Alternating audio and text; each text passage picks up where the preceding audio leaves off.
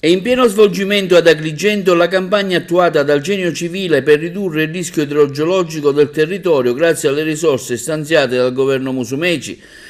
e alle segnalazioni del sindaco di Agrigento Miccichei. Dei sindaci dei comuni di Grotte, Licata, Menvi e Sciacca sul territorio di Agrigento sono infatti già in esecuzione e saranno completati entro la metà di ottobre i lavori per la pulizia e la sistemazione dell'alveo del fiume Ipsas per il tratto compreso tra la rotonda Giunone e il deposito SAIS del vallone Cannatello a San Leone,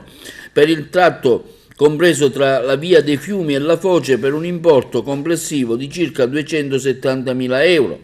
Sono in totale 8, afferma il capo del Genio Civile Rino Lamendolo, i nuovi interventi che stiamo realizzando sul territorio provinciale per la pulizia degli alvei, la sistemazione degli argini e il ripristino della sezione idraulica, con l'obiettivo di ridurre il rischio di esondazioni dei corsi d'acqua che attraversando la provincia di Agrigento, in particolare continua L'Amendola, oltre ai lavori già avviati sul territorio della città di Agrigento, gli altri 6 riguardano il fiume Mera Meridionale a Licata, l'Ipsas, il tratto di Grotte, il canale Fiume Vecchio a Licata, i torrenti Finocchio a Menfi e Consalamone a Sciacca e i 2 nuovi tratti del Consalamone a Sciacca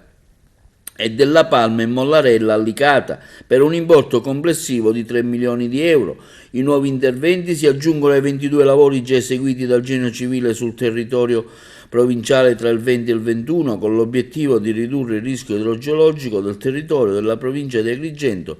per un importo complessivo di 11 milioni di euro stanziati dalla Regione siciliana.